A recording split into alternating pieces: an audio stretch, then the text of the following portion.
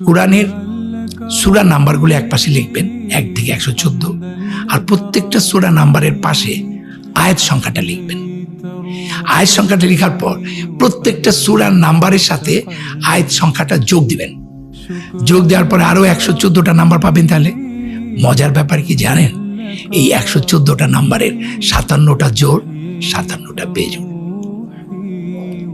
শুধু তাই না, ওই জোড় সংখ্যার যোগফল যোগ করলে হয় 6236 টোটাল নাম্বার অফ আস, আর বেজোড় গুলো যোগ করলে হয় 6555 করে দেখেন ভাই, তর্কের কিছু নেই। তো এই 6555 কই থেকে আসলো? আপনি 1 থেকে 114 যে সংখ্যা সূরা আছে আপনি এগুলো যোগ করেন, 1-এর সাথে 2, 2-এর সাথে 3, 3-এর সাথে 4, 70-এর সাথে 71, এভাবে যোগ করে আপনি 114 পর্যন্ত যদি আসেন তাহলে সেই সংখ্যাটা হবে 6555। তাহলে জোড়াটা হচ্ছে 6236 আর বেজোড়টা হচ্ছে 6555। শুধু তাই না, আপনারা অনেক রিসার্চাররা বলবেন আরে রাখেন ভাই, এটা নবী হিসাব করে থেকে গেছে। আল্লাহ কয় তুই কত বড় ম্যাথমেটিশিয়ান, তুই আমার বলবি? এর পরের যে ঘটনাটা সেটা আরো ভয়াবহ, ভেরি ভেরি ইন্টারেস্টিং ম্যাথমেটিক্যালি। এই যে যোগ করার পর 114টা যে নাম্বার পাওয়া গেল, 57টা ইভেন 57টা অড, সেই নাম্বারের আমরা যেটা করেছি রিপিট গুলো একসাথে করেছি, আনরিপিট গুলো একসাথে করেছি। 74টার মতো রিপিট আছে, এই আছে। এই রিপিট নাম্বারের যোগফল হচ্ছে 7906, রিপিট নাম্বারগুলো যোগফল, আর আনরিপিট নাম্বার যোগফল হচ্ছে 4885। এবার 7906 কে 4885 দিয়ে ভাগ দেন, it is 1.618 golden ratio. Can you imagine? আপনি চ্যাপ্টার আর ভ্যাস নাম্বারকে যোগ করার পর রিপিট আনরিপিট করে আলাদা করবেন, তারপর রিপিট নাম্বারগুলোকে আনরিপিট নাম্বার দিয়ে ভাগ দেওয়ার পর গোল্ডেন রেশিও হবে। আবার একটা খেলার মধ্যে ঢুকাই দিল। আমি নাটক খেললাম, যেটা আমাদের একটা অ্যাবসার্ড নাটক বলে একটা নাটক আছে, সেখানে সবসময় একটা খেলা থাকে। খেলা শুরু করলাম, ভুলতে থাকলাম সেই সত্যটাকে। আর যত অ্যান্টি ইসলাম, অ্যান্টি ধর্মর বিষয় নিয়ে আমি লেখালেখিগুলোর মধ্যে ছিলাম, প্রিয় ছিল আমার অনেকেই। যেমন আমাদের কোনো এক অধ্যাপক বলেছিলেন আস্তিক আর নাস্তিকের মধ্যে পার্থক্য কি? একটা ছেলে প্রশ্ন করেছিল, তখন সেই অধ্যাপক বলেছিল পার্থক্য একই। কিরকম স্যার? বলে পৃথিবীতে যদি 200টা ধর্ম থাকে, ধরেন কথার কথা, তাহলে 99টা বাদ দিয়ে আপনি ইসলাম গ্রহণ করবেন। আর যে নাস্তিক সে 200টা বাদ দিছে, আর যে ধার্মিক সে 199টা বাদ দিছে। পার্থক্য তো একের। এই ধরনের কথা কিন্তু একজন প্রফেসর যখন ছাত্রদের বলে তখন এটা খুব দ্রুত প্রোগ্রেড করে, ধাক্কা দেখতে। এখন আমি এটা অ্যান্সার দিচ্ছি। ইসলাম একটা ধর্ম নিরপেক্ষ ধর্ম, সব ধর্মকে ইনক্লুড করেছে ইসলাম। আমাদের আদি থেকে আমরা মাত্র 25 জন রসুলের নাম জানি কোরআনে, তাই না? কিন্তু 1 লাখের উপরে আমি জানি যে পয়গম্বর আসছেন, তাদের আল্লাহ তো উল্লেখ করেন নাই। প্রত্যেকের আলাদা একটা ল্যাঙ্গুয়েজ ছিল। ইসলাম সব কিছুকেই তো ইনক্লুড করেছে। তো ওনার কথাটা ঠিক না? আমি তো মনে করি 200 না, ইসলামের সাথে পার্থক্য অন্য ধর্মের 199টা এক না। বুঝাতে পারলাম? এরকম মিসলিডিং কনসেপ্ট, যেমন স্টিফেন হকিংসের বইতে একটা আছে, অগস্টাইন নামে একজন বিখ্যাত আমাদের গবেষক, ম্যাথমেটিশিয়ান বলি বা ফিজিশিয়ান বলি, যারা জ্ঞানী লোক তারা তো একটু কম কথা বলে, আর শিষ্যরা অনেক বেশি পণ্ডিতি করে আর কি। তো চুপচাপ কাপ করছিল, কোনো কথা বলছে না। তো যেহেতু সে বিলিভার না, তাকে শুনিয়ে তারা রঙ্গ করছেন তার শিষ্যরা। একটা কোর্স এভাবেই আছে স্টিফেন হকিংসের বইতে, what was God doing before building the universe. একজনকে আরেকজনকে প্রশ্ন করছে, আরেকজন বলছে I think he was making the hell for those who ask this question. তাহলে এই প্রশ্নটা আমার মধ্যে এসে গেল, what was God doing before building the universe. দেখেন এই ধরনের মিসলিডিং একের পর এক। তো কোনো একদিন আমার বড় সিনিয়র ভাইদের সাথে আড্ডায় আমি বসেছিলাম, এবং সবাই মোহাম্মদ সাল্লাল্লাহু আলাইহি সাল্লাম কয়টা বিয়ে করেছে এটা নিয়ে চিন্তিত। না না, তো আমিও মজা পাচ্ছি। তো হঠাৎ আমার প্রশ্ন হলো, এই রাকায়েত, তুমি জীবনে এত বই পড়ছো, একটা বই কি পড়ছো? হ্যাঁ, তুই কোরআনটা জীবনে কোনোদিন পড়ছো? আর আমি না আবানি মোহাম্মদের সবাই সাপোর্ট করে, আমি যাই ব্রাদার্স ইন্ডিয়ান। মানে আমার প্রবলেমটা হচ্ছে সবাই যেদিকে যায় আমার ভাবনাটা উল্টা দিকে, তাই না? এই যে তারাবির নামাজ পড়ি, এই প্রশ্নগুলো আসা শুরু করলো। তারাবির নামাজ পড়ি 2 ঘন্টা ধরে, হুজুরের পিছনে একটা ওয়ার্ডও বুঝি না মানে কি। সো আমার কাছে মনে হলো যে আমি কোরআনটা আরবি পড়ে গেলাম, তাই না? আল্লাহর বাণী বুঝি বা না বুঝি, ওইটা পড়ার মধ্যে তো ওইটা শুনলেও কানের আল্লাহর ইবাদত হয়, আর ওইটারই হয়, সেটা আলাদা হিসাব। কিন্তু এটা একটা মেসেজ। 6236টা আয়াত আছে, প্রত্যেকটা আয়াতই একটা বাণী। আমি কোন ল্যাঙ্গুয়েজে, তার চেয়ে বড় কথা মূল বাণীটা তো আমি আগে বুঝবো। তার কারণে যেটা হলো, আমার হঠাৎ করে মনে হলো ইট ইজ রিডেড। আমার মোহাম্মদপুরে ইসলামিয়া লাইব্রেরিতে গেলাম, আই এম টকিং অ্যাবাউট 2006-07 এরকম একটা টাইম। ভাই আপনাকে আমাকে একটু অনুবাদ দিবেন, একদম বাংলা, খুব ভালো, শুধু বাংলা, আরবি থাকবে না। বলে আছে বিচারপতি হাবিবুর রহমানের, আমাদের জাস্টিস, ইনি তো ওনার একটা। আমি তাই নাকি? আমি শুনেছি উনি কোরআন সূত্র নামে একটি বই ট্রান্সলেট করেছেন। দেন কারণ উনি তো রবীন্দ্রনাথ এক্সপার্ট, শেক্সপিয়ার এক্সপার্ট, ওনার অনুবাদটা অনেকটা নিয়ার টু হতে পারে। এই কোরআনের বইটা নিয়ে আসলাম, খুব সুন্দর অনুবাদ।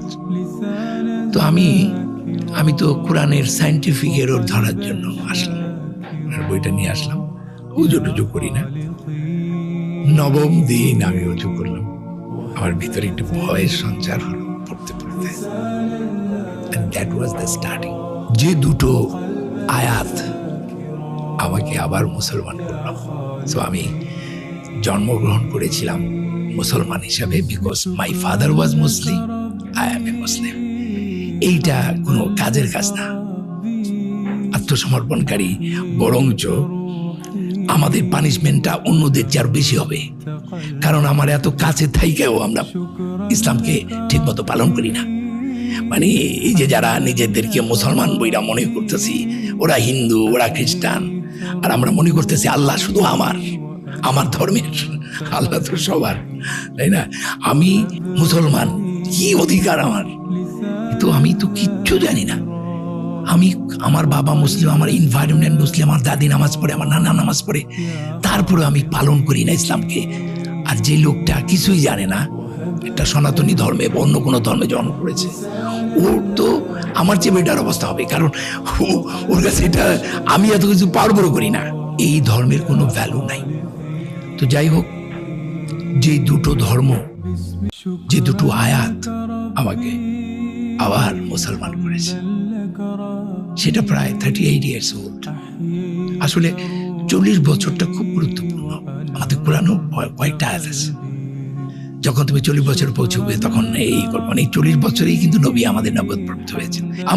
আমার যে অ্যানিমেল বডিটা, এটা নানা রকম করবে, কিন্তু 40 বছরে এসে তার ভিতরে অনেক কিছু তৈরি হয়, আবার অনেকের হয় না। আমি 38 বছর বয়সে এসে আমার মনে হয়েছে আমি ধরতে পেরেছি। তো আমি দুইটা আয়াত একটু বলতে চাই, প্লিজ। একটি আয়াত হচ্ছে সূরা আল হিজরের 26, 27, 28, 29, 30 এই পর্যন্ত আয়াত। আমি একটু আয়াতটা পড়ি। আমি তো ছাঁচে ঢালা শুকনো ঠনঠনে মাটি থেকে মানুষ সৃষ্টি করেছি, এর আগে গরম বাতাসের ভাব থেকে জিনিস সৃষ্টি করেছি। আমি যখন তাকে সুঠাম করব আর তার দেহে আমার রূহ বা প্রাণ সঞ্চার করব, তখন তোমরা তাকে সিজদা করবে। আদমের কথা বলা হচ্ছে সেখানে, কিন্তু বলা হচ্ছে যখন আমি তাকে সুঠাম করব, তার দেহে আমার রূহ বা প্রাণ সঞ্চার করব, তখন তোমরা তাকে সিজদা করবে। আমি না ওই আমার শব্দটা পেয়ে, আমরা একটু সুবিবাদী মানুষ তো বিশ্বাস করি আল্লাহ এখানে আছে, ওই আমার শব্দটা আমাকে না বলে কি বলে, আল্লাহ তার নিজের রূহ সঞ্চারিত করেছেন। প্রত্যেকটা কোরআনে ঘুরে দেখি আমারটা আছে, এই আমার প্রথম। আর আমি খুব তখন বিবিসি দেখতাম, একটু বলেই নেই যে ইসলামকে, ধর্মকে অস্বীকার করা এক ধরনের সাইন অফ ইন্টেলেকচুয়ালিজম, তাই না?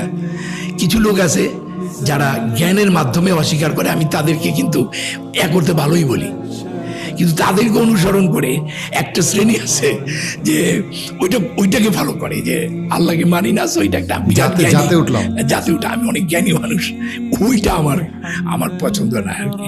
তো যাই হোক, আমি এইটা পাওয়ার পর আমি বিবিসি আর্টক খুব আমার প্রিয় ছিল। বিবিসি প্রায় কিছু কিছু অনুষ্ঠান দেখতাম। তো একটা অনুষ্ঠানে সেখানে বিভিন্ন ইউনিভার্সিটির প্রফেসররা যারা এই ধর্মতত্ত্ব নিয়ে সাবজেক্ট, আমি ভুলে গেলাম, তাদের সাবজেক্টটা ছিল ওয়াই ইসলাম ইস এত প্রসার হচ্ছে, কেন ইসলাম গ্রহণ করছে। এটা বলার পরপরই আমি, সরি ফর মাই ল্যাঙ্গুয়েজ, একজন শ্বেতাঙ্গ উনি বলার পরই একটা শর্ট দেখালেন বিবিসিতে, উনি নামাজ পড়ছেন। তারপরে তাকে প্রশ্ন করা হচ্ছে, why you have taken Islam? তখন উনি বললেন, ওনার পরিচয়টা বললেন, উনি একজন fire worker, high rise building এর ফায়ার ওয়ার্কার। যারা ফায়ার ওয়ার্কার হয় এরা একটু মানবকর্মী হয়, এই মানুষকে খুব ভালোবাসে, এরা মানবতাবাদী মানুষ। তো উনি বলল যে আমি একটা আয়াত পেয়েছি, এই আয়াতের কারণে আমি মুসলমান হয়েছি। কি সেই আয়াত? যে আয়াতটা আমাকেও পাগল করে দিয়েছে। সেই আয়াতটা হচ্ছে সূরা মাইদার 32 নম্বর আয়াত। ভুল হতে পারি, আল্লাহ মাফ করে দিবে, কিন্তু আমি আয়াতটা বলি, যেটা হচ্ছে আউযুবিল্লাহি মিনাশ শাইতানির রাজিম, বিসমিল্লাহির রহমানির রহিম। এই কারণেই বনি ইসরায়েলের উপর আমি এই বিধান দিলাম যে নরহত্যা বা পৃথিবীতে ধ্বংসাত্মক কার্য করা হেতু ব্যতীত কেউ কাউকে হত্যা করলে সে যেন পৃথিবীর সকল মানুষকেই হত্যা করলো। কেউ কারো প্রাণ রক্ষা করলে সে যেন পৃথিবীর সকল মানুষেরই প্রাণ রক্ষা করলো। তাদের কাছে আমার রাসূলরা স্পষ্ট প্রমাণ এনেছিল, কিন্তু অনেকেই সীমা লঙ্ঘনকারী হয়ে গেল। ও মাই আল্লাহ, একটা মানুষকে বাঁচালে সমগ্র মানব জাতির বাঁচানোর সওয়াব পাবে। কোনো কজ ছাড়া একটা মানুষকে হত্যা করলে, মানে যে পৃথিবীকে ধ্বংস করছে তাকে হত্যা করাটা জায়েজ, কিন্তু কোনো যুক্তিযুক্ত কারণ যেটা ধ্বংস করে না, এরকম যদি হয়, আপনি যদি একটা মানুষকে হত্যা করেন তাহলে সমগ্র মানব জাতির হত্যার পানিশমেন্ট আপনি পাবেন। ওই ফায়ার ওয়ার্কার বলতেছে যে একটা মানুষকে বাঁচালে যদি সমগ্র মানব জাতিরকে বাঁচানোর সওয়াব পাওয়া যায়, এত বড় আয়াত তো আমি কোনো গ্রন্থে পাইনি। Why shall I not take this Islam? উনি যখন এটা বলছে তখন ওই আয়াতটা আমার মুখস্থ। আরো অনেক আয়াত আছে, সূরা আহজাবের মোস্ট প্রবাবলি 27 নম্বর আয়াত হবে আমার যতটুকু মনে পড়ছে। সেটা বলছেন যে আল্লাহ, পৃথিবীর সমস্ত গাছ যদি কলম হয়, আর এই যে সমুদ্র, এর সঙ্গে এই যদি কালি, সেই সঙ্গে আরো 7 সমুদ্র যুগ দিয়ে যদি কালি হয়, তবুও তোমরা আল্লাহর গুণাবলী লেখে শেষ করতে পারবে না, কারণ তিনি শক্তিমান তত্ত্বজ্ঞানী। This is my point. শক্তিমান তত্ত্বজ্ঞানী, তিনি সর্বশ্রেষ্ঠ তত্ত্বজ্ঞানী। এই সর্বশ্রেষ্ঠ তত্ত্বজ্ঞানীটা যে কতবার কোরআনে আল্লাহ বলেছেন। মজার ব্যাপার হচ্ছে, এই তত্ত্বজ্ঞানী বলার পরপরই উনি একটা অসাধারণ তত্ত্ব দিয়েছেন। সে আয়াতটা কি? আল্লাহ বলতেছেন, তোমাদের সকলের সৃষ্টি ও পুনরুত্থান একটি মাত্র প্রাণীর সৃষ্টি ও পুনরুত্থানের সমান।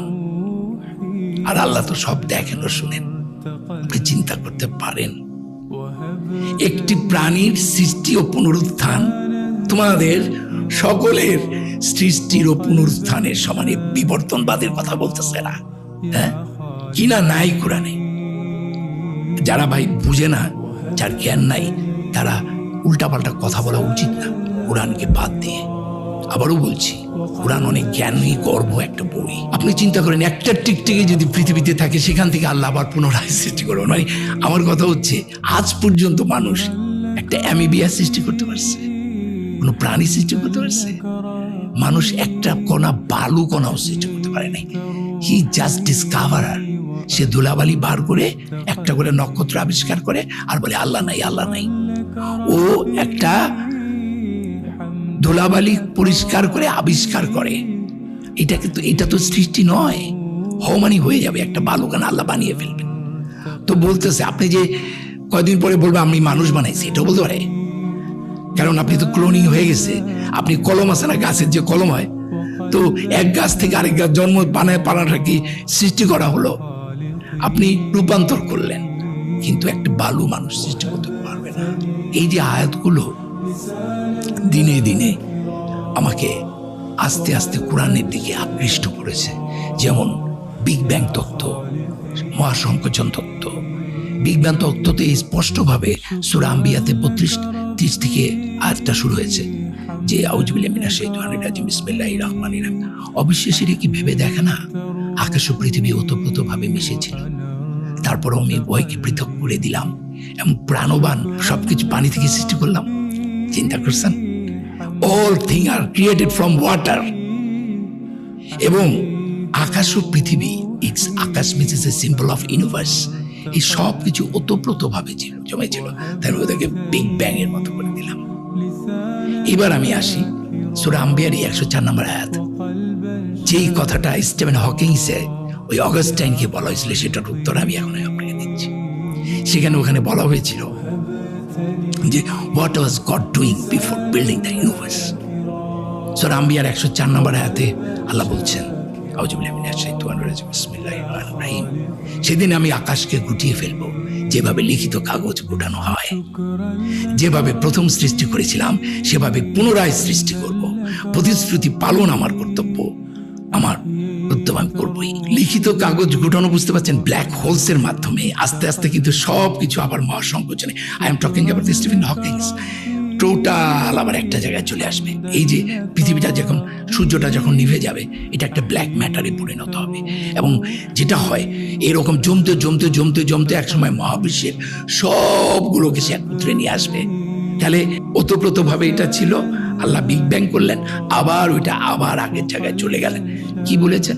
আমি তারপর আবার পুনরায় সৃষ্টি করব। তার মানে এক বিগ ব্যাং থেকে মহাসংকোচন, আবার সেই মহাসংকোচন থেকে আবার বিগ ব্যাং, এইটাও infinite time. So what was God doing, it is out of question. এটা আমার প্রশ্নই হতে পারে না। এক বিগ ব্যাং থেকে আরেক মহাসংকোচনের টাইমটা আমরা চিন্তা করতে পারি না। কাজেই আমার জ্ঞান, আমি আল্লাহকে বিচার করছি একটা মাত্র পৃথিবী আর মানুষ আমার নিজের সাথে তুলনা করে। পৃথিবীতে একটা না, কোরআনের আমি আপনাকে একদম আয়াত দেখাই দেব, ইনফিনিট অফ পৃথিবী, যে আল্লাহ কিভাবে আমাদের নিয়েছেন। কোরআনটা পড়তে হবে জ্ঞানের সঙ্গে। আমাদের লিমিটেশন বা সংকীর্ণতা দিয়ে আমি আল্লাহর অসীমতাকে বোঝার চেষ্টা করছি। আল্লাহর অলমাইটিনেস নির্ভর করে আপনার নলেজের উপর। আপনি কোর ব্যাং হলে আপনি আল্লাহকে একভাবে দেখবেন, আর আপনি যত জ্ঞান অর্জন করবেন তত ভালো।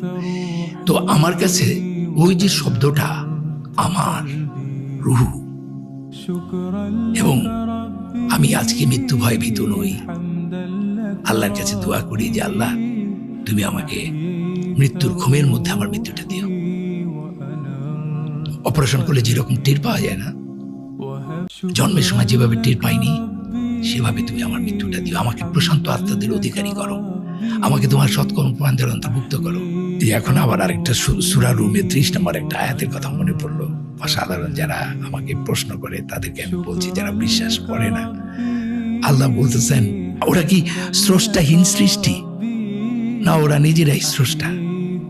না, ওরা আকাশ ও পৃথিবী সৃষ্টি করেছেন, ওরা অবিশ্বাসী। আচ্ছা, আপনি কেন ইমাজিন, আমি যাকে মানি না, আল্লাহ নাই, তাহলে এই এমনি হয়ে গেল এগুলো সব? এত সুন্দর, জোড়ায় জোড়ায়, এত চমৎকার, এমনি হয়ে গেল? হতে পারে এটা? আর আমার জ্ঞান কতটুকু এই মহাবিশ্বে, এই ইনফিনিটি স্টেজে? আর আমি এত বড় জ্ঞানী হয়ে গেছি, আমি তোকে প্রমাণ দিতে পারতেছি না আল্লাহ আছে। আমি নিদর্শন পেয়ে গেছি। আমি এই মানুষটি একটু হলো টের পাচ্ছি আল্লাহর অস্তিত্ব, যে কারণে পাগল হয়ে গেছি। কিন্তু তোমাকে আমি চাইলেও তো তোমার আমি আল্লাহরে দেখাইতে পারবো না যে আল্লাহ আছে। আল্লাহ এই কারণে আল্লাহ নাই। তো তুমি কোন জ্ঞানের উপর ভিত্তি করে বলো আল্লাহ নাই? কত জ্ঞানী তুমি? হ্যাঁ, এমনি এমনি সব এত চমৎকৃত, শৃঙ্খলিত। এত বছর আগে নক্ষত্ররাজি যে অস্তমিত হয়, এই কথা তখন আবিষ্কার হয়েছিল। কক্ষপথ শব্দটি, আমার আরেকটা কথা আমার এখানে উল্লেখ করা দরকার। আমি তখন একটা ডেইলি সোপে অভিনয় করছি। আমার সাথে অপর্ণা ঘোষ বলে একটা মেয়ে আছে, আর আমার খুবই respectable, my best one of the actor Afroza Banu, উনি আছেন। উনি আমার মেবি মায়ের রোল করছিলেন বা এরকম একটা কিছু। তো আমি বলছিলাম যে সূর্যের কক্ষপথ আছে। শুনেন, আমি বলছি সূর্য তার নিজস্ব কক্ষপথে, উনি তখন রিয়াক্ট করলেন যে রাখায় সবকিছুতে পণ্ডিতি করো না। উনি রাইট, শি ইজ রাইট, আমি তার প্রতি শ্রদ্ধা রেখে বলছি সূর্যের কক্ষপথ নাই। পৃথিবী, সূর্য নিজের পৃথিবীর কক্ষপথ আছে সূর্যের চারিদিকে, সূর্যের কিসের কক্ষপথ? আমি তো বলে প্রমাণ দাও। আমি তো, আমার তো ওই জায়গাটা জ্ঞান থেকে গেল। আমার অবস্থাটা দেখে রুমা করে একটা নায়িকা ছিল, ওর বোনকে ফোন করলো। আমার অবস্থাটা দেখে যে রাখেন এরকম হয়ে গেল। ও ওখানে পড়ালেখা করছে ফিজিক্সের উপরে, ও বলছে আপু এটা আমার কোনো ধারণা নেই। তো আমি চুপ করে আছি, কিছু বলিনি, কারণ আমি তো এখানে ঠেকে গেছি, আমার তো কিছু বলার নেই। আমার একজন বিখ্যাত টিচার আছে নটরডেম কলেজে, আমি যেহেতু নটরডেম কলেজ থেকে পড়েছি, সুশান্ত স্যার, পদার্থবিদ। হ্যাঁ, সুশান্ত স্যারকে ফোন দিচ্ছি, বয়স হয়ে গেছে, আল্লাহ জানি না উনি বেঁচে আছেন কিনা। তো স্যারকে বললাম, স্যার আমি কাজী রাখাত। বলছে হ্যাঁ, তোকে আমি চিনি, নাটক দিয়েছি আমি। বলে যে স্যার আমি তো একটা বিপদে পড়ছি স্যার, আপনি এত সুন্দর উনি পড়াতেন, ওনার প্রশ্নের ধরনটা আমাদেরকে এভাবে শিখিয়েছে যে ঠেলা গাড়িকে বলা হলো, তোমরা বাচ্চারা ব্যাখ্যা করো, ঠেলা গাড়িকে বলা হলো এই ঠেলা গাড়ি ঠেলা দাও। ঠেলা দেবো না স্যার, আমি নিউটনের তত্ত্ব শিখছি। কি শিখছস? বলে ঠেলা গাড়ি ঠেলা দিলে নিউটনের তত্ত্ব অনুযায়ী ও আমারে ঠেলা দিব, তাহলে তো গাড়ি আগাইব না, এবার ব্যাখ্যা করো। এরকম ধরনের খুব ক্রিয়েটিভ কোয়েশ্চেন করতো আর কি। হ্যাঁ, তো স্যার আমাদের খুব প্রিয় প্রশান্ত স্যার, পদার্থবিজ্ঞানের। স্যারকে বললাম যে স্যার আমি তো একটা বিপদে পড়ছি স্যার, আমাকে তো এরকম আপনার জাপার সাথে আমার একটা তর্ক হয়েছে, সূর্যের তো কক্ষপথ কি, সূর্যের কি কক্ষপথ আছে? উনি তো একজন কলেজের টিচার, যেটুকু পড়েছেন ওনারও তো একটা সীমা আছে। উনি আমাকে বললেন যে আই এম সরি রাখায়েত, আমিও জানি না এটা যে কক্ষপথ আছে, এটা আমার জ্ঞান নাই। কেমন লাগে? আল্লাহ যে পর্বিত পর মালির ঘাড়ে সে ছিল গাছের আরে। আমি হঠাৎ করে আমার লাইব্রেরিতে গিয়ে স্টিফেন হকিংসের ওই বইটা ঘুরাইতে ঘুরাইতে গিয়া একদম জাগা মতো গিয়ে পড়ল। ওখানে পেলাম হাবল টেলিস্কোপের কথা। মাত্র 90 বছর হয় নাই বা 100 বছর হয় নাই হাবল টেলিস্কোপ আবিষ্কার হয়েছে। যেই দিন থেকে হাবল টেলিস্কোপ আবিষ্কার হয়েছে সেই দিনই আবিষ্কার হলো যে পৃথিবী সূর্যের কক্ষপথ আছে। অর্থাৎ আমরা দেখবেন এই যে স্পাইরালের মতো যেটা ছায়াপথ, আমাদের যে সূর্যের পরিবারগুলো, ওই যে ইঞ্জিনিয়াররা যেটা রড এরকম আর কি, একটা স্পাইরাল একটা ফর্ম আছে, প্রত্যেকটা সূর্য একটা কক্ষপথে ঘুরে। আমাদের যে সূর্যটা, সেই সূর্যটা 1.5 কোটি আলোক বছর পর আবার আগের জায়গায় আসে। আজকে বলেন তাহলে, আমি আফরোজাবাকে বলেছিলাম কারণ কোরআনে বলেছিল যে আল্লাহ সৃষ্টি করেছেন রাত্রি ও দিন ও সূর্য ও চন্দ্রকে, সূরা আম্বিয়ার, প্রত্যেকে নিজ নিজ কক্ষপথে বিচরণ করে। এইটাও আমাকে কোরআনকে অ্যাট্রাক্ট করার আরেকটি কারণ। গ্যালিলিও নামক একটা নাটকে আমি অভিনয় করেছি, কোপার্নিকাসকে পুড়িয়ে মারা হয়েছে, তাই না? আমি 110 বছরের একটা রোলে অভিনয় করছিলাম। গ্যালিলিও দাঁড়িয়ে আছে, আমি তাকে চিৎকার করছে বলছিলাম, পৃথিবীতে বাস করে পৃথিবীর খেয়ে পড়ে তুমি পৃথিবীকে অপমান করতে চাও, তোমাকে আমরা পুড়িয়ে মারবো। কারণ উনি গ্যালিলিও বলছিল পৃথিবীর কোনো কিছু স্থির না, মহাবিশ্বের কিছু স্থির না, এমনকি সূর্য না। কিন্তু সূর্যর কক্ষপথ আছে কিনা সেটা গ্যালিলিও বইলা যায় নাই, সেটা মাত্র ডিসকভার হয়েছে হাবল টেলিস্কোপ আবিষ্কার হওয়ার পর। তাহলে 1400 বছর আগে কিভাবে কোরআনে বলে যে আল্লাহ সৃষ্টি করেছেন রাত্রি ও দিন ও সূর্য চন্দ্রকে, প্রত্যেকে নিজ নিজ কক্ষপথে বিচরণ করে। আপনি একটা ব্যক্তিগত ফিলোসফির কথা বলতে গিয়ে 1 এবং 99 কথা, 1 এবং 99 কথা যেটা বলছিলাম, যে সেটা হচ্ছে যে আমার কাছে দেখলাম, দেখুন আমি ফার্স্ট হয়েছি নটরডেমে, আমার প্রায় অনেক ভালো মার্ক ছিল, আমার 800 মার্ক ছিল। আমার স্ট্যান্ড হয় না কারণ আমার হাতে লেখা খুব খারাপ, আমি লিটারেচারে খুব পোর ছিলাম, ইংরেজিতে খুব খারাপ ছিলাম। আমি দেখলাম যখন আমি ধর্ম ত্যাগ করেছি বইয়ের থেকে, যেটা আমার গল্পটাকে বলেছিলাম, এরপরে না আমি একদম সবাই, কিন্তু শেষে গিয়ে আমার কিছু হয় না, আমার সংসারটা ভেঙে গেল, আমার বিজনেস ভেঙে যাচ্ছে, আমি অ্যাওয়ার্ড গরুতে পেতে গিয়েও পাই না, 99 যাই আবার 0 হয়ে যায়। যে একটা কথা আছে, সুমনের একটা গান আছে, পাগল সাপ লুডু খেলছে ভগবানের সাথে, মানে 99 যায় আবার কেটে আসে। সো আপনি 99 পারলেই যে আপনাকে 100 হবে, এই তখন আমার গোলের ফিলোসফিটা আমার মাথার মধ্যে কাজ করলো। ওই লোকটা 99 করে মারা যায়, 100 করতে পারে না, 100 গোল করতে পারে না। সেখানে আমার মনে হলো যে এই এক হচ্ছে আল্লাহ, এই এক আমাকে 100 দেবে। 100 মানে হচ্ছে পিস, শান্তি, 100 মানে হচ্ছে প্রাপ্তি, সব। সো উইদাউট 1 100 হবে না। তুমি যতই পণ্ডিত হও, 99 পর্যন্ত করবা, হ্যাঁ, কিন্তু তুমি 100 হবে না তোমার। এরকম একটা আমার ভাবনা কাজ করা শুরু করলো, কারণ আমার তো খাচ্ছে না কিছুই। বিশ্বাস করবেন, যেদিন থেকে এই এককে আমি স্বীকার করেছি, সেদিন থেকে আল্লাহ সুবহানাহু ওয়া তাআলা আমাকে সব দিয়ে দিয়েছেন, সব। এত সম্মান আর কত। আমি যখন অ্যাওয়ার্ডটা নিচ্ছিলাম ওই সময় প্রাইম মিনিস্টারের হাত থেকে, তখন হুজুর এক ইমাম একটু কোরআনের আয়াত পড়ছিলেন, যে আয়াতটা দিয়ে আমি নামাজ পড়তাম তখন আমার চোখ ছলছল করে উঠলো। সে আয়াতটা হচ্ছে সূরা নাহলের 98 নম্বর আয়াত, এরকম কাছাকাছি হবে, একটু এদিকে হতে পারে। আউযুবিল্লাহি মিনাশ শাইতানির রাজিম, বিসমিল্লাহির রহমানির রহিম। বিশ্বাসী হয়ে পুরুষ ও নারীর মধ্যে যে কেউ সৎকর্ম করবে, তাকে আমি আনন্দপূর্ণ জীবন দান করব, তাদের কর্মের শ্রেষ্ঠ পুরস্কার তাদেরকে দান করব। এটা উনি পাঠ করলেন, আমার চোখ দিয়ে টপ টপ করে ইমোশনাল হয়ে গেলাম আমি। উনি এত সুন্দর জায়গাটা সিলেক্ট করলেন এই জাতীয় পুরস্কারের অনুষ্ঠানে, বাহ, দারুণ। তো আমি মনে করি আমার যে মোদ্দা কথা, আমার হয়তো ব্যাংক ব্যালেন্স নাই, হয়তো আমার গাড়িটা ভাঙা, 25 বছর 20 বছর ধরে একই গাড়ি চালাই, হয়তো আমার জুতাটা খুয়ে গেছে, হয়তো আমি সাদা এই ড্রেস ধারণ করেছি, এটাও একটা কারণ আছে। এখন এটা এক ধরনের, যে হজে গেলে সাদা কাফনের কাপড় পরে যেরকম, আমি যেদিন তার কাছে সারেন্ডার করেছি পুরোপুরি, সেদিন থেকে আমি সাদা পরি। আর এটা কিন্তু সাদা না, it's a combination of 7 colours, 7টা রং এটার মধ্যে আছে। সাদা খুব প্রিয় আল্লাহর না। তো আমার কাছে মনে হয়েছে, আমি যেটা বলে যাই, যে বিশ্বাসী হয়ে যে সৎকর্ম করবে, তার হয়তো প্রাচুর্য হবে না, কিন্তু প্রাচুর্য হলে কি সুখী হওয়া যায়? অ্যাপার্টমেন্ট, ঝকঝকে অ্যাপার্টমেন্টের চেয়েও একজন রিক্সা চালক অনেক সুখে আছে, কারণ আপনি একজন মনোবিজ্ঞানী, আপনি জানেন যে আসলে শান্তিটা মনের। তো আমার কাছে যেটা মনে হয়েছে, আর কত সম্মান দিবে আল্লাহ আমাকে, নুয়ে পড়ছি। তবে অবাক হচ্ছি, ইদানিং আমার বিশ্বাসটা হয়েছিল হয়তো 0.11%। আস্তে আস্তে আস্তে আস্তে কোরআন পড়ে পড়ে পড়ে পড়ে প্রতি বছর লেয়ার টু লেয়ারে যেতে যেতে যেতে যেতে যেতে যেতে এখন আমার বিশ্বাসটা আস্তে আস্তে বাড়ছে।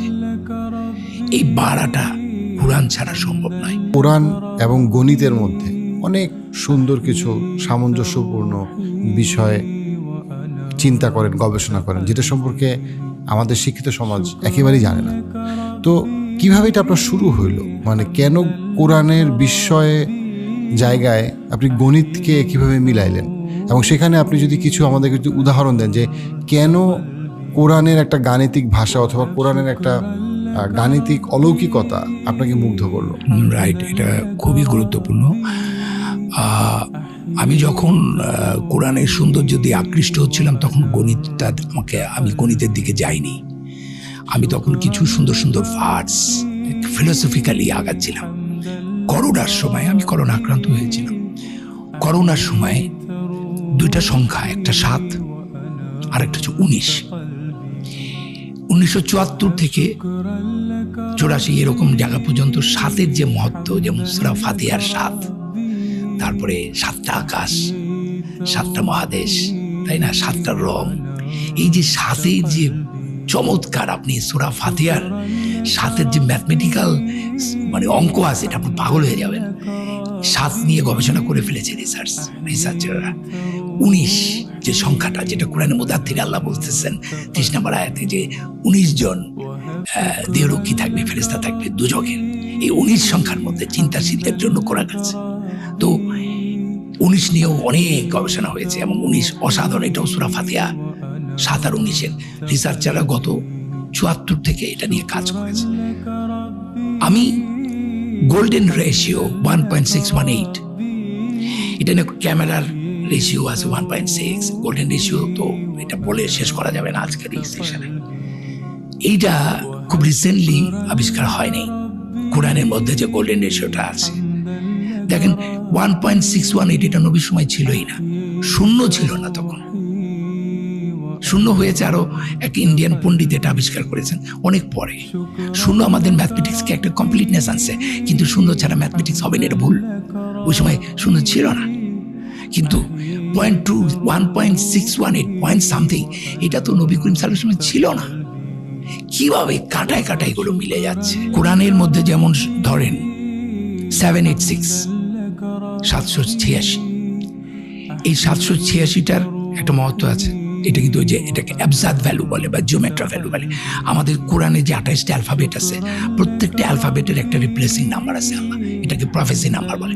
আল্লাহ এই নাম্বারটা দিয়েছেন কোন আরবিক ল্যাঙ্গুয়েজটার সাথে সাথে।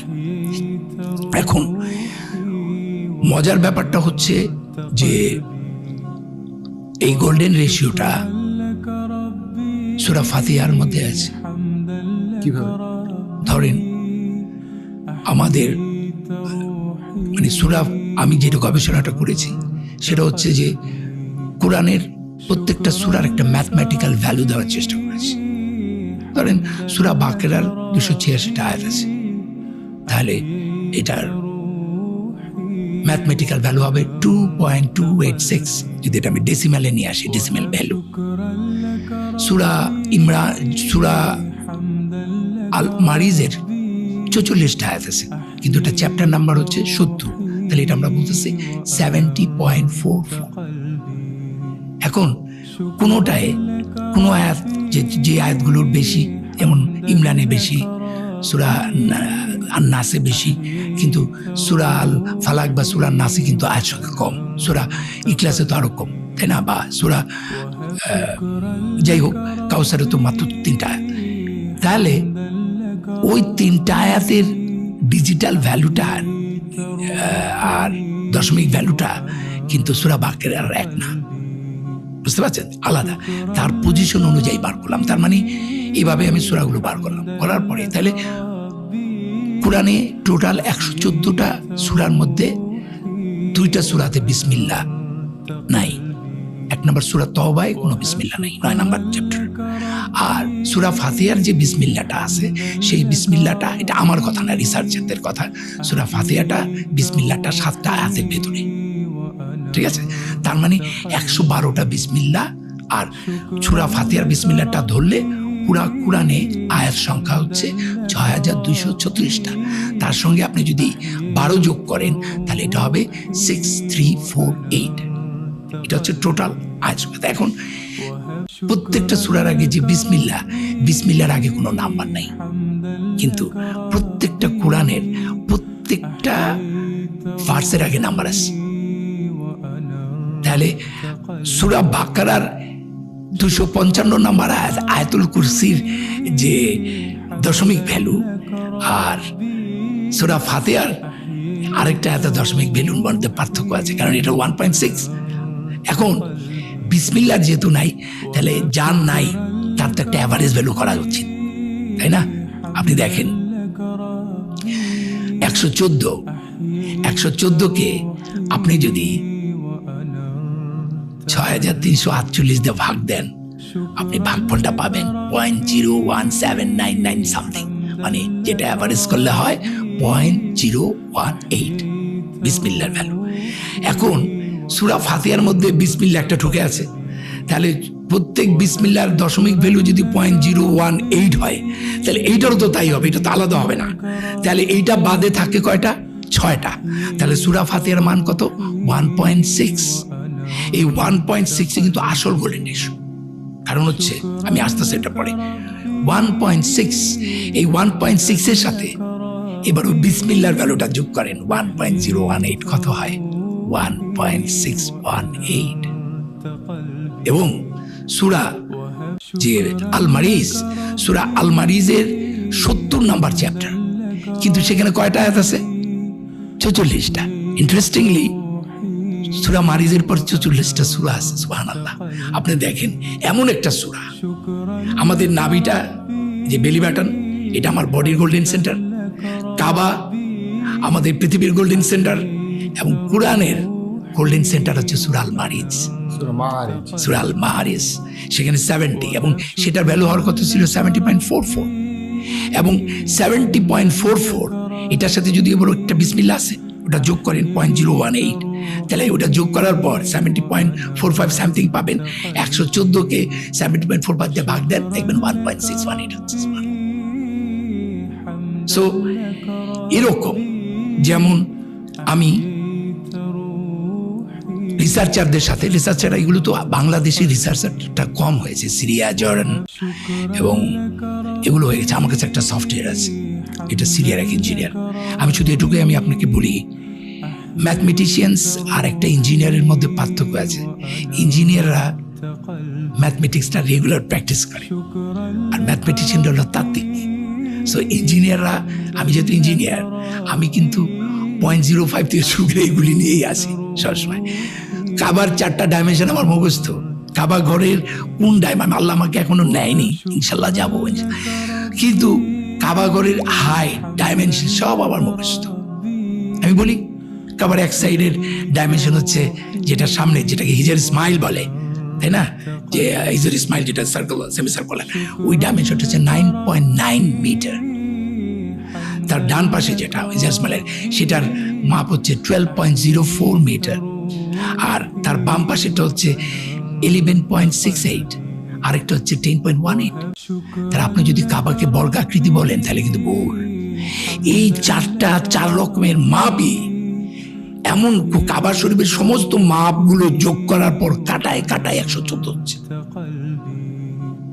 শুধু কোরআনে না, এই ম্যাথমেটিক্যাল বিউটিটা আমাদের কাবা শরীফের মধ্যে আছে, মানুষের মধ্যে আছে। এবং আমি অবাক হবেন, কোরআনে আমাদের নবী করিম সাল্লাল্লাহু আলাইহি সাল্লামের সময় যখন কোরআনটা নাজিল হয়, তখন কোনো জবর জের ছিল না, এবং তখন ছিল 28টা অ্যালফাবেট। এবং পুরা কোরআনে, মানে এটা আমি নই, এটা রিসার্চ করে সফটওয়্যার এখন এটা পাওয়া যায়, বের করা হয়েছে, 3,25,384টা লেটার্স আর শব্দ আছে 87,530টা। আমার রিসার্চে বলে 87,529টা, সূরা তাহার সাথে আমি একটা মিল পেয়েছি। যাই হোক, 87,530টা। এখন এই যে 3,25,384টা, এটার প্রত্যেকটা লেটারের যে রিপ্লেসিং অ্যাবজাদ ভ্যালু, সেটা যদি বসাই তাহলে যে সংখ্যাটা হয় সেটা হচ্ছে 23506,544। আর 6,236টা যে আয়াত আছে, প্রত্যেকটা আয়াতের আগে যে নাম্বারগুলো আছে, এগুলো আমার সব বার করা আছে। সেই নাম্বারগুলো যদি আপনি যোগ করেন তাহলে সেই নাম্বারটা হয় 333,667। এন্ড ইন্টারেস্টিং হলো, এই 23506,544কে আপনি যদি ওই 333,667 দিয়ে ভাগ দেন তাহলে হয় 70.45 সামথিং, যেটা ওই সূরা আল মারিজের সমান নাম্বার, এবং যেটাকে 114 দিয়ে ভাগ দিলে হয় 1.618। গাইনের আপনার ডিজিটাল অ্যাবজাদ ভ্যালু হচ্ছে 1000, তাই না? তাহলে 50টা গাইনে দিক হলে তো আপনার গোল্ডেন রেশিও হবে না। মানে পৃথিবীর এমন কোন বই আছে যে বই এমন ভাবে করা হয়েছে যে নাম্বারগুলো, অক্ষরগুলো এদিক ওদিক করার কোনো সম্ভাবনা নাই। এটা কোনো মানুষের কাজ নয়। আসলে আমার প্রায় 100-এরও অধিক অবজারভেশন বেরিয়ে গেছে এই করোনার পর থেকে। আমি ম্যাথমেটিক্যালি একটি গবেষণা করছি। আমার একটা স্বপ্ন আছে, ইনশাআল্লাহ আল্লাহ যেন আপনাদের সহযোগিতায় আরো সবার উদ্দেশ্যে একটি গবেষণা কেন্দ্র করা, সেটা হচ্ছে কোরআনের ও কাবার গাণিতিক গবেষণা কেন্দ্র। আমি শুধু ম্যাথমেটিক্সেই থাকতে চাই, আমি তর্কে যেতে চাই না, বুঝছেন? মানবিক বিষয়গুলো তো খালি তর্কাতর্কি করে, একজন আরেকজনের সাথে ডিফাইট করে, তুমি এটা মানি না, সেটা মানি। আরে কত ভাগ, আমাদেরই তো কত ভাগ, অঙ্কে কোনো ভাগ নাই, সরল অঙ্ক এক লাইনে যেতে হবে। সো আমি অঙ্কেতে আসি। আমি আপনার এই অনুষ্ঠানের মাধ্যমে এক্সপোনেনশিয়াল লগারিদম থেকে শুরু করে আমি চ্যালেঞ্জ করছি পৃথিবীর শ্রেষ্ঠ ম্যাথমেটিশিয়ানদের, you come to me and tell me. আমি তোমার সাথে ডিবে ম্যাথমেটিক্যালি বুঝতে চাই যে কিভাবে একটি কোরআন এত সুন্দর ম্যাথমেটিক্যালি একটা মানুষ কি করতে পারে কিনা। আমি চ্যালেঞ্জ করলাম। আমাকে একজন শিল্পী ভাবলে হবে না, আমি একজন ব্রিটেন নটর ডেমে সারা জীবন অঙ্কতে 100তে আল্লাহ রহমতে 99-100 পেয়েছি। সো আমি অঙ্ক আমার মেডিটেশন, অঙ্ক আমি ভালোবাসি।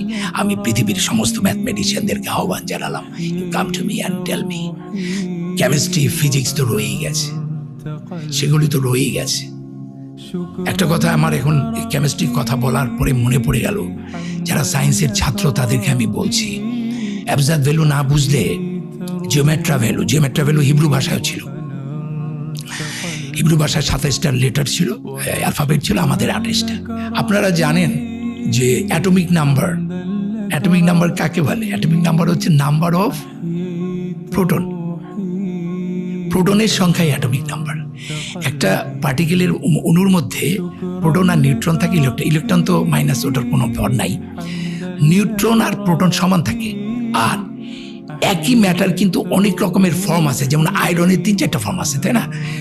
ওই প্রোটনটা একই থাকে, প্রোটন যদি চেঞ্জ হয়ে যায় তাহলে ওই ম্যাটার চেঞ্জ।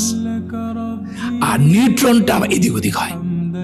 মনে করেন আয়রন, এটা দিয়ে আমি বুঝাই। আয়রন আমাদের একটা সূরা আছে, সেই সূরাটার নাম আল হাদিদ, 57 নম্বর চ্যাপ্টার। এখন এই যে পৃথিবীর কেন্দ্রে কি আছে? লোহা, একদম গলিত লোহা। এবং এই লোহাটা কিন্তু বিগ ব্যাং এর সময় হিলিয়াম প্রসেস হয়ে কিন্তু এই লোহাটা আসছে। লোহাটা কিন্তু বলে না বাইরে থেকে আসছে, বাইরে থেকে আসছে, আল্লাহ কি লোহা পাঠাইছে নাকি? এইটা ওই বিগ ব্যাং এর সময় সেন্টারেই লোহাটা আছে। আমার কথা হলো, পৃথিবীর কেন্দ্রে যে লোহা আছে, এটা কি নবী করিম সাল্লাল্লাহু আলাইহি সাল্লাম তখন জানতেন? জানা সম্ভব ছিল ওই সময়? কিন্তু উনি 114 একদম সেন্টারে 57 নম্বর চ্যাপ্টারটা কি হলো? লোহা, আয়রন। পৃথিবীর সেন্টারেও আয়রন, কোরআনের সেন্টারে। ও আচ্ছা, এটা কোইন্সিডেন্স, সব কোইন্সিডেন্স। এরপরে আসি, এরপরের স্টেজটা আসি। আপনার সূরা এই আল হাদিদের আপনি যদি 26টা, মানে আমি যদি অ্যাবজাদ ভ্যালুটা না বুঝি, যেমন হাদিদ, হার অ্যাবজাদ ভ্যালু 8, দাল 4, আর ইয়া আর আরেকটা দা, তাহলে কত হলো? 8 4 12, 12 আর 10 22, 22 আর 4 26। হাদিদের অ্যাবজাদ ভ্যালু 26, লোহার অ্যাটমিক নাম্বার 26। এটাও কোইন্সিডেন্স। শুধু কি তাই? সূরা, আপনারা যারা সায়েন্সের তাদেরকে বলছি, আল হাদিদ এটার মানে হচ্ছে দা আয়রন, আল মানে দা আয়রন। তাহলে 26, ঠিক আছে, 26। আর আলিফ হচ্ছে 1, লাম হচ্ছে 30, কত হয়?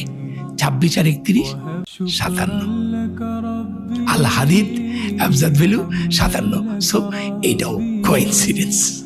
নাও আরেকটি মজার ব্যাপার যেটা খুবই আমাকে আলোকিত করেছে, সেটা হলো যে ধরেন আইসোটোপ, যারা সায়েন্সের ছাত্র তারা জানবেন, you know, I think you also an engineer.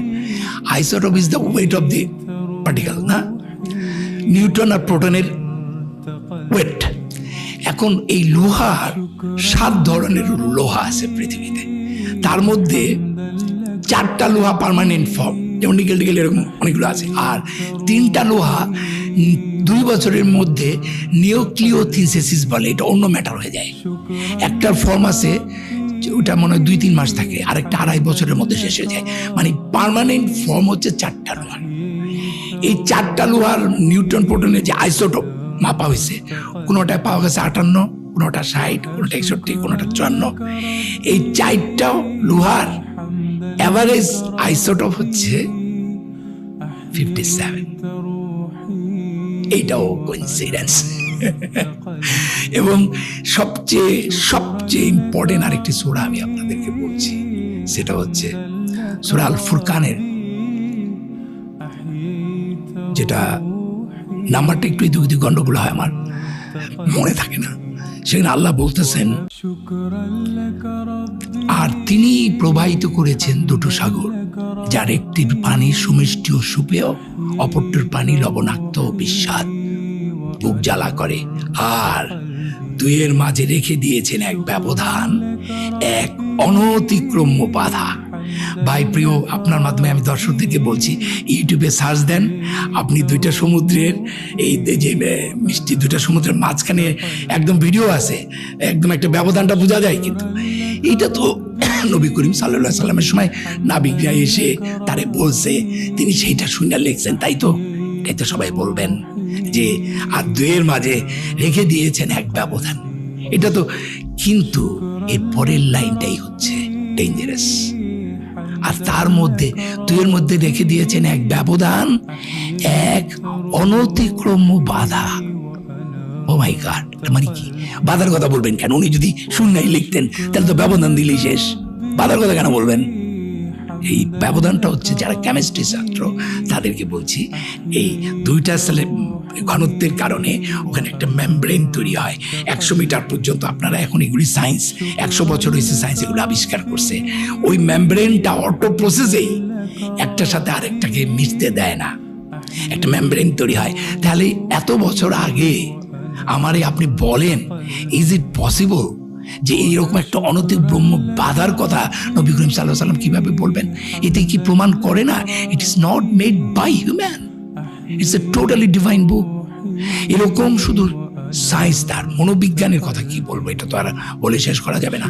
প্রত্যেকটা সাবজেক্টে, ফিজিক্স, রসায়ন, কিন্তু না আমি আমার কাছে খুব দুঃখ লেগেছে। আমি অনেক হুজুরকে আমি তাদের টকশোতে দেখেছি যে কোরআনে সম্ভবত 6200 এই কটা আয়াত থাকতে পারে। সম্ভবত কেন? আরে কোরআনের আয়াত নাম্বার তো লেখা আছে, এটা কি আপনি সারা জীবন গুনতে পারেন নাই? আপনার তো এটা জানতে হবে। 6234টা আয়াত, 112টা বিসমিল্লাহ। অ্যাকচুয়ালি বিসমিল্লার তো 114টাই আছে। সূরা ফাতিহার একটা, আর আরেকটা হচ্ছে 27 নম্বর যে সূরাটা, সেটা হচ্ছে সূরা নামল, যে পিঁপড়া, সেটার মধ্যে কিন্তু সুলাইমান রাদিয়াল্লাহু আনহু বিলকিস রাদিয়াল্লাহু আনহার কাছে যে চিঠিটা লেখেন, সেখানে কিন্তু বিসমিল্লাহির রহমানির রহিম লেখেন। আল্লাহ কিন্তু 114টা বিসমিল্লাহ রেখেছেন।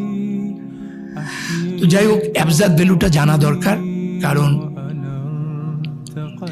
এই যে আর রহমানুর রহিম, এই আর রহমানুর রহিমের অ্যাবজাদ ভ্যালু হচ্ছে 618। নবী করিম সাল্লাল্লাহু আলাইহি সাল্লাম তো পরম করুণাময়, পরম দয়াময় ছিলেন, কিন্তু তিনি, আমি সূরা ফাতিহার 7টা আয়াতের মধ্যে প্রথম তো বিসমিল্লাহির রহমানির রহিম, প্রথম তিনটা আয়াত হচ্ছে আল্লাহর গুণাবলী, পরের 3টা হচ্ছে আল্লাহর কাছে আমরা প্রার্থনা করছি তুমি আমাদের এটা দাও, নাকি? এই 3টা গুণাবলীর মধ্যে একটা গুণাবলী নবীরও ছিলেন। আমার নবী করিম সাল্লাল্লাহু আলাইহি সাল্লাম পরম করুণাময়, পরম দয়াময় ছিলেন, পরম প্রশংসিত, পরম প্রশংসাকারী ছিলেন। কিন্তু এই পরম করুণাময়, পরম দয়াময় 618 সাথে আপনি যদি আল্লাহ সুবহানাহু ওয়া তাআলার এক যোগ করেন, তাহলে সেটা হয় 619। আর এই 619 হচ্ছে অ্যাবজাদ ভ্যালু অফ লা ইলাহা ইল্লাল্লাহ মুহাম্মাদুর রাসূলুল্লাহ। লা ইলাহা ইল্লাল্লাহ মুহাম্মাদুর রাসূলুল্লাহ, এটার অ্যাবজাদ ভ্যালু হচ্ছে 619। নাজিল হয়েছে তো সূরা আল নাসর, 110 নম্বর সূরা, নাকি? এই 110 নম্বর সূরাতে মনে হয় যে আয়াত সংখ্যাটা আছে, সেই আয়াত সংখ্যার সাথে আপনি যদি চ্যাপ্টার নাম্বার 110 যোগ করেন, আর সূরাতে যেই কটা লেটার আছে সেই লেটারের অ্যাবজাদ ভ্যালু হচ্ছে 6123। এই 6123 সাথে যদি আপনি আয়াত সংখ্যা, চ্যাপ্টার সংখ্যা যোগ করেন, তাহলে হয় 6236, অর্থাৎ টোটাল নাম্বার অফ ভার্স। যেহেতু আল্লাহ বলতেছেন যেদিন তুমি দেখবে দলে দলে গ্রহণ করছে, মানে ইসলাম যেদিন শেষ, মানে 6234 শেষ। কি ইনডিরেক্টলি, কোন ইন্টেলেকচুয়ালদের জন্য এটা আপনি বুঝতে পারছেন? এবং বলেছে যে তোমরা যদি পারো আমার মতো একটা সূরা অন্তত আনো। আউযুবিল্লাহি মিনাশ শাইতানির রাজিম, বিসমিল্লাহ, একটা আয়াত বলতেছি, বলো যে কোরআনের মতো কোরআন আনার জন্য এটাকে চ্যালেঞ্জ বাস করা হয়। বলো যদি কোরআনের মতো কোরআন আনার জন্য মানুষ ও জিন এক যুগে চেষ্টা করে, তবু তারা এর মতো আনতে পারবে না। একটা সূরা আনতে বলছে, কিন্তু সেই আনাটা মানে কি একটা যে কোনো একটা লোক এসে বললো কি এই যে দেখেন আমার কাছে একটা সূরা নাজিল হইছে, লাভ লাভ লাভ লাভ। আল্লাহ কি এটা বুঝাইছে? ওই সূরাটার মধ্যে যে ম্যাথমেটিক্যাল, যে স্ট্রাকচারাল, যে ভাষাগত যে জায়গাটা আছে ওটা কোনো মানুষের পক্ষে করা সম্ভব না। এই কারণেই বলছে তুমি আমার মতো আরেকটা সূরা তুমি আনতে পারবে না। তাহলে এটা বুঝতে গেলে ভাই আপনার কোরআনের ম্যাথমেটিক্যাল ল্যাঙ্গুয়েজ বুঝতে হবে। পুরা কোরআনটা ম্যাথমেটিক্যাল ল্যাঙ্গুয়েজের উপর, এবং সেটা আল্লাহ এমনভাবে করেছেন যাতে এটা কেউ পরিবর্তন করতে পারে না। এবং আপনি, আমার এক বন্ধু, ও মক্কা থেকে ঘুরে আসার পর ও একজন আর্কিটেক্ট, এবং সে খুব ইমানদার, নামাজি, অনেক বড় আর্কিটেক্ট, নাম বলি। তো ওর সঙ্গে এক সময় কথা বলতে হতে বললেন যে নবী করিম সাল্লাল্লাহু আলাইহি সাল্লাম কোরআনটা নাজিল করে যাওয়ার পর সূরাগুলো এদিক ওদিক করেছেন পরে খলিফারা, মানে এটাকে এদিক ওদিক করে নাকি কোরআনটাকে করা হয়েছে।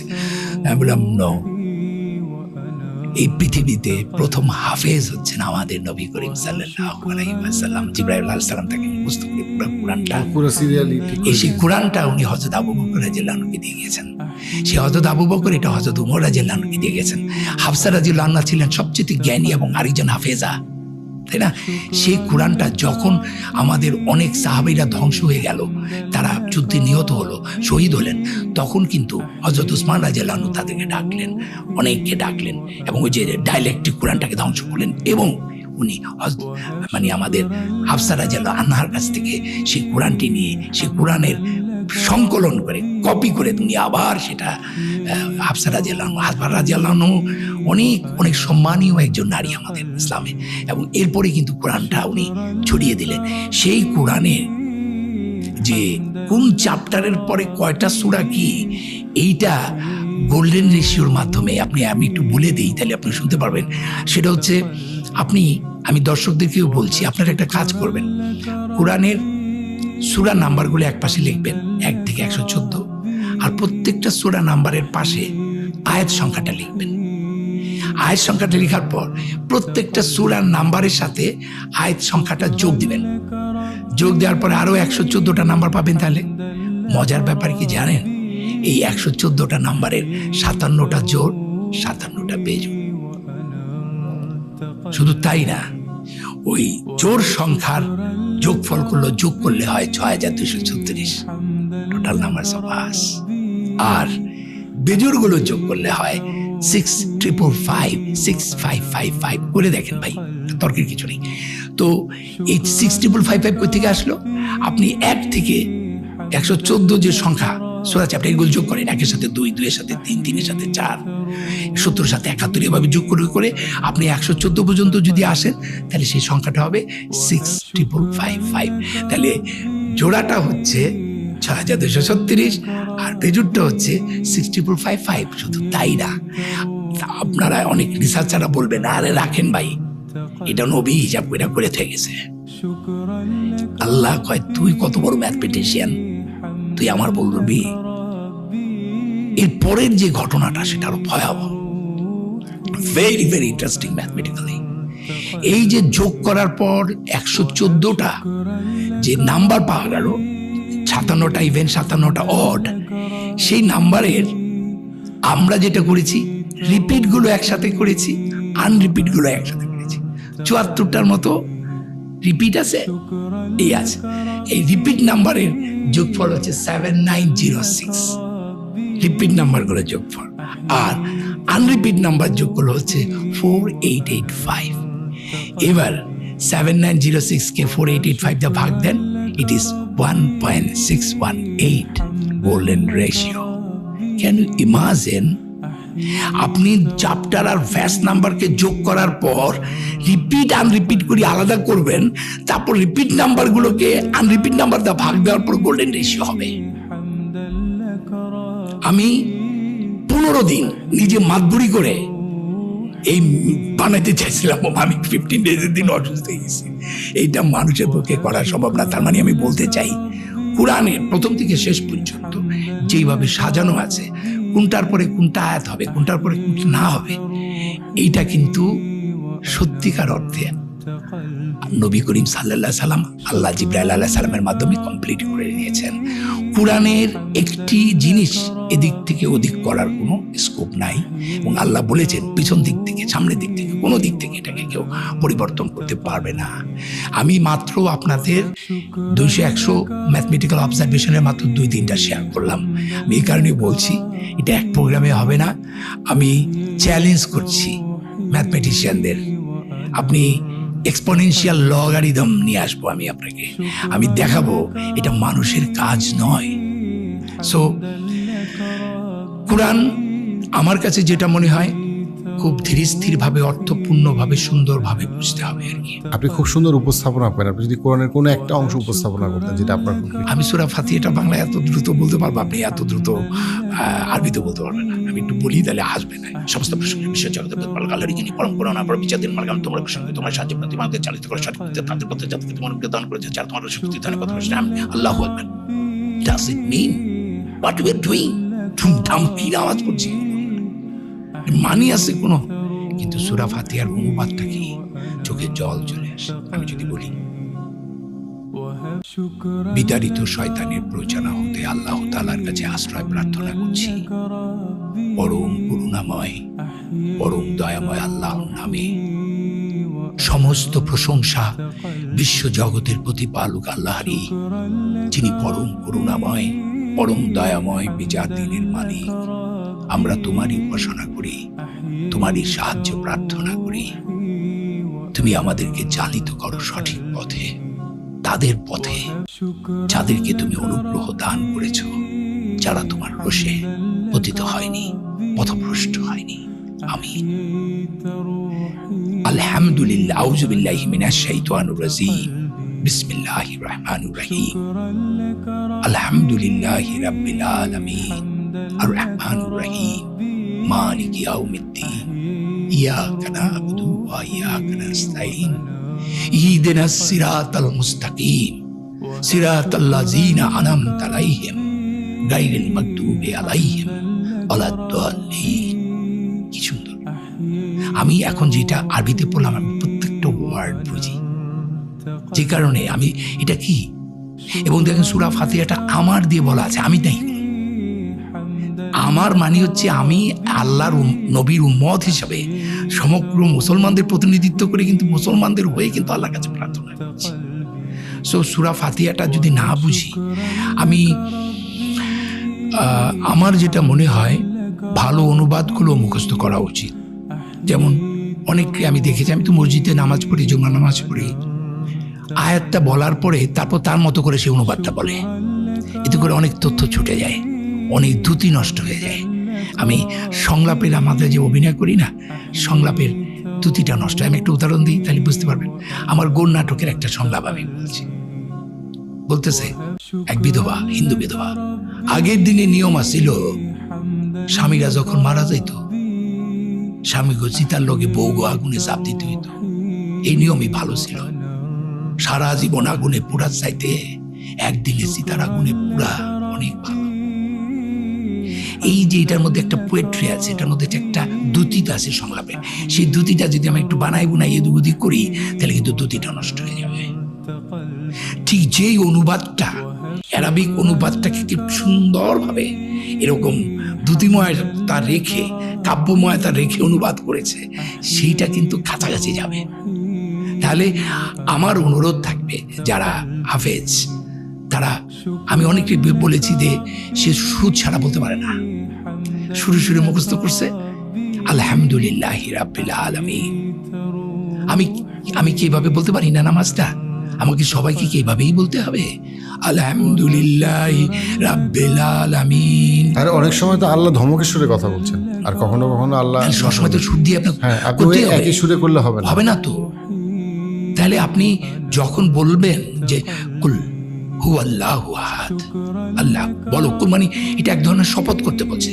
শপথ কর আমার সাথে, তুই বল। এটা এক ধরনের ওই যে আমরা স্কুলে শপথ করি না, শপথ। সূরা আল কাফিরুন, তাই না? বলো হে আমরা মানে অবিশ্বাসী।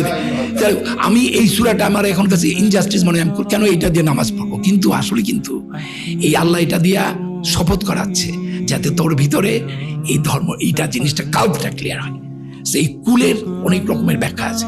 আমার কাছে যেটা মনে হয়, অর্থ না বুঝে কোনো কিছু করা উচিত। আমি সূরা কাহাফের খুব গুরুত্বপূর্ণ একটি জায়গা আপনি, এবং নামাজ কিন্তু একটা পারফরমেন্স, এটা বুঝতে হবে।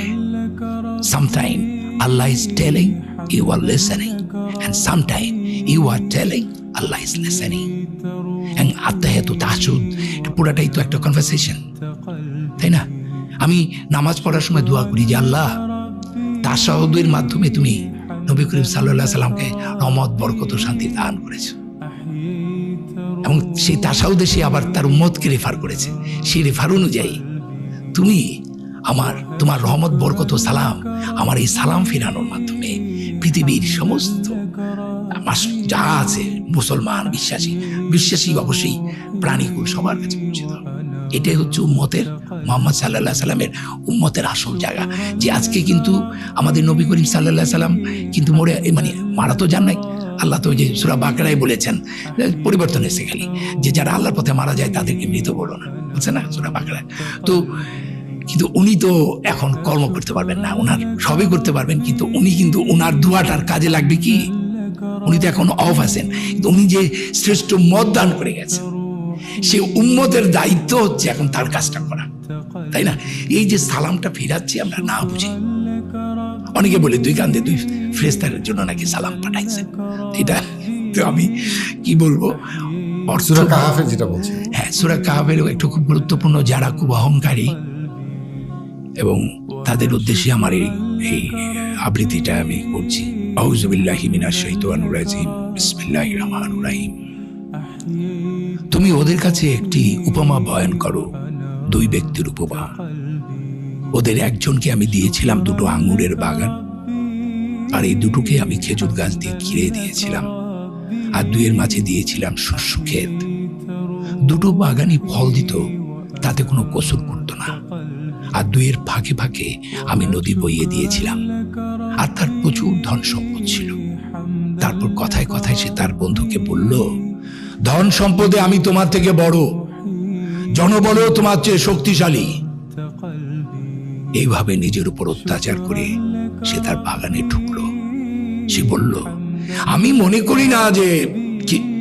করি না যে কখনো ধ্বংস হবে, আমি মনে করি না যে কিয়ামত হবে, আর যদি আমাকে আমার প্রতিপালকের কাছে ফিরিয়ে নেয়াই হয়, তবে আমি তো নিশ্চয়ই চেয়ে ভালো জায়গা পাবো। তার সঙ্গে তার তর্কের উত্তরে তাকে বলল, তুমি কি তাকে অস্বীকার করছো যে তোমাকে মাটি থেকে সৃষ্টি করেছেন, তারপর শুক্র থেকে, তারপর পূর্ণ করেছেন মানুষের অবয়বে? আল্লাহই আমার প্রতিপালক, আমি কাউকে আমার প্রতিপালকের শরীক করি না। তুমি যখন ধনীয় সন্তানে আমাকে তোমার চেয়ে কম দেখলে, তখন তোমার বাগানে ঢুকে তুমি কেন বললে না, আল্লাহ যা চেয়েছেন তাই হয়েছে, আল্লাহ সাহায্য ছাড়া কোনো শক্তি নেই। হয়তো আমার প্রতিপালক আমাকে তোমার বাগানের চেয়ে আরো ভালো কিছু দিবে, ও তোমার বাগানে আকাশ থেকে আগুন ছড়াবেন, বা ওর পানি মাটি, যার ফলে গাছপালা শূন্য মাটি হয়ে যাবে, বা ওর পানি মাটির নিচে হারিয়ে যাবে, যা তুমি কখনো ফিরিয়ে আনতে পারবে না। তার ফলগুলো ধ্বংস হয়ে গেল, আর সেখানে সে যা ব্যয় করেছিল তা মাচা সমত যখন পড়ে গেল, সে আক্ষেপ করে হাত মুচড়ে আক্ষেপ করতে লাগলো। সে বলতে লাগলো, হায়, আমি যদি কাউকে আমার প্রতিপালকের শরীক না করতাম, আর আল্লাহ ছাড়া তাকে সাহায্য করার কোনো লোক ছিল না। এক্ষেত্রে অভিভাবকত্বের অধিকার সেই আল্লাহর, যিনি সত্য, পুরস্কার দানে, পরিণাম নির্ণয়ে তিনি শ্রেষ্ঠ। এই যে দেখেন, এই যে এখানে কি পারফরমেন্স নাই? জি, অবশ্যই আছে। আল্লাহ যখন বলেন, আউযু বিল্লাহি মিনাশ শাইতানির রাজিম, বিসমিল্লাহ, সূরা হিজরের যেটা, আমি তো ছাঁচে ঢালা শুকনো ঠনঠনে মাটি থেকে মানুষ সৃষ্টি করেছি, যখন আমি তাকে সুঠাম করব, তার দেহে আমার রূহ বা প্রাণ সঞ্চার করব। এই যে এটা কথাটা কার? আল্লাহর কথা। কখন আল্লাহ বলতেছেন? সূরা আল মাউনের যে 2 আল্লাহ জি আমরা যেটা পড়ি, তিনি কি বলছেন? আউযু বিল্লাহি মিনাশ শাইতানির রাজিম, বিসমিল্লাহির রহমানির রহিম। কার কথা এটা? তুমি কি দেখেছো তাকে, যে ধর্ম বিচারকে অস্বীকার করে, এতিমকে ধাক্কা দিয়ে তাড়িয়ে দেয়, অভাবগ্রস্তকে অন্নদানে উৎসাহিত করে না?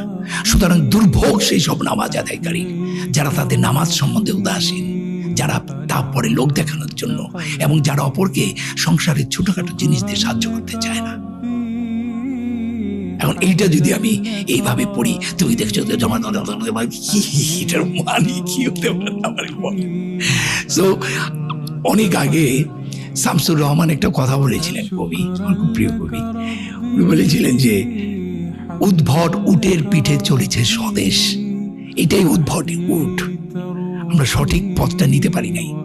আমি কতগুলো মানুষকে খুব স্মরণ করি সবসময়, একজন তার মধ্যে একজন অন্যতম হচ্ছে মাওলানা ভাসানী, ডক্টর মোহাম্মদ শহীদুল্লাহ, এবং আমাদের যে ভ্রমণ কাহিনী লিখতেন সৈয়দ মোস্তফা আলী। সৈয়দ মোস্তফা আলী 15 থেকে 16টা ল্যাঙ্গুয়েজ শিখেছে। আরে ভাই, আপনার বয়স 70 বছর, তাতে কি? কালকে থেকে শুরু করেন আপনি আরবি ভাষা শেখা। কারণ ভাষা শিখলে কি হয় জানেন? বিদেশিরা, ফরেনাররা, ওরা ওদের মাতৃভাষার পাশে 2-3টা করে ভাষা শেখে। কেন জানেন? ওইটা লসনেসটা, ব্রেনটা কাজ করে। ব্রেনটা কাজ করলে যেটা বুড়ো বয়সেও স্মরণ শক্তিটা কাজ করে। আমি বলছি যে আপনি, আমার তো বুড়ো হয়ে গেছে, আর কে শিখাবে? আপনি আরবি ভাষাটা বিসমিল্লাহ বলে শেখা শুরু করেন। আপনি যে কটা শিখতে পারবেন সেটাই লাভ। যেমন না পারলে কিছু সূরার ওই ওয়ার্ডগুলোর অর্থটাও যদি আপনি বলেন, আল্লাহু লা ইলাহা ইল্লা হুয়াল হাইয়ুল কাইয়ুম, আল্লাহ তিনি ছাড়া কোনো উপাস্য নেই, তিনি চিরঞ্জীব চিরস্থায়ী, এরকম ওয়ার্ডগুলো বুঝে করতে পারেন। আরবি ভাষাটা শিখলে দুটো লাভ, একটা হচ্ছে আপনার স্মৃতিশক্তি বেড়ে যাবে, 2 নাম্বার হচ্ছে যেই ভাষাতে আমাদের কোরআন নাজিল হয়েছে সেই ভাষাটা আপনি জানতে পারবেন। তবে এই ভাষাটার, এই পড়াটার কোনো অর্থ নাই যার আমি একটা শব্দ বুঝি না। আসলে আমি খুবই ক্ষুদ্র একটি মানুষ, এবং আমার যে জ্ঞান, আমার যে পড়ালেখা, সেটা এতই সীমিত, এতই কম। তারপরও এই অল্প জ্ঞানে আমি যে আমার মহান আল্লাহ তাআলার অস্তিত্বটা যে একটু টের পাচ্ছি নিয়ে আছেন, এতেই আমি ধন্য। আমরা যদি কোরআনটাকে সুন্দর করে বুঝি, অর্থ করে পড়ি, এবং ইসলামটাকে সঠিকভাবে মেনে চলি, এবং আমিটা যেন বড় না হয়ে যায়, আমি যেটা বলেছি সেটাই ঠিক, এই থেকে বেরিয়ে আসতে হবে। তাহলে আমার মনে হয় আমাদের এই দেশটাকে, আমার বাপদাদারা, তার দাদারা অনেক ভালো মুসলমান ছিলেন আমাদের চেয়ে। দিন দিন আমরা খুব খারাপ মুসলিম হয়ে যাচ্ছি। আমরা আমাদের পুরনো সেই সুন্দর ঐতিহ্যকে ফিরে পেতে চাই। আমাদের দেশে আবারও মাওলানা ভাসানীর মতো এরকম একজন লিডার আসুক, এবং ডক্টর মোহাম্মদ শহীদুল্লাহর মতো এরকম আরো গুণীজন আসুক। কাউকে কখনো তুচ্ছ করা উচিত না। কার মধ্যে আল্লাহর প্রতিনিধিত্ব আছে? আল্লাহর প্রতিনিধিত্ব সবার মধ্যে আছে। ওই খেটে খাওয়া সাধারণ মানুষটি যাকে আমি ঘৃণা করছি, যার উপরে আমার এত বাজে দৃষ্টি, তার উপরেই আল্লাহ মহাকল্যাণ রেখেছে। কাজী মানুষের প্রতি বিশ্বাস হারানো যাবে না। মানুষের প্রতি বিশ্বাস হারানোটাও খারাপ। আল্লাহর একটা কোরআনে আয়াত দিয়ে আমি শেষ করতে চাই। আল্লাহ একটা জায়গায় বলছেন, বিসমিল্লাহির রহমানির রহিম, পৃথিবীতে বা ব্যক্তিগতভাবে তোমাদের যে বিপদ আপদ ঘটে তার লেখার পূর্বেই তার লেখা হয়। এই জন্য যে তোমরা যা হারিয়েছ তার জন্য বিমর্ষ না হও, আর যা তিনি দিয়েছেন তার জন্য খুশিতে উল্লসিত না হও। আল্লাহ ভালোবাসেন না উদ্ধত অহংকারী। থ্যাংক ইউ ভাইয়া, অনেক গুরুত্বপূর্ণ জিনিস শিখলাম। আপনি এত ভালো বলতেছিলেন যে আমি প্রশ্নও করি নাই, কারণ আমি জাস্ট শুনতে যাচ্ছিলাম। আমি মনে করি যে আমরা আরও অনেক কিছু আপনার কাছে শিখতে পারবো। অনেক কিছু আমরা খুব ব্রিফলি গেছি, যেমন গাণিতিক বিষয়টা, মুসলমানদের ব্যবহারের বিষয়টা, সংস্কৃতি ও ইসলামের মেলবন্ধনের বিষয়টা, সেগুলোর থেকে আপনার কাছ থেকে আরও ইনশাল্লাহ শিখবো। আমি শিওর এটা অডিয়েন্স এটা থেকে খুবই অনেক কিছু শিখবে, উপকৃত হবে। সো আপনাকে আপনার সময় দেওয়ার জন্য ধন্যবাদ। আপনি অনেক ব্যস্ততার মধ্যে সময় দিয়েছেন। সো ইনশাল্লাহ আমরা যেন সবাই কোরআনকে আঁকড়ে ধরি, সেই প্রত্যাশা রেখে আজকে শেষ করছি। আমি তোমাকে একটু কথা বলতে চাই, সেটা হচ্ছে যে তোমার সাথে, আপনার সাথে আমার যে পরিচয়টা, সেটা খুব কাকতালীয়, এবং কিভাবে যেন হয়ে গেল। এবং আমি এই প্রথম ধর্ম নিয়ে আমি পাবলিকলি কথা বললাম, এবং সেটা কিন্তু আল্লাহ তোমার মাধ্যমে করলো। আল্লাহকে অনেক অনেক ধন্যবাদ। কেমন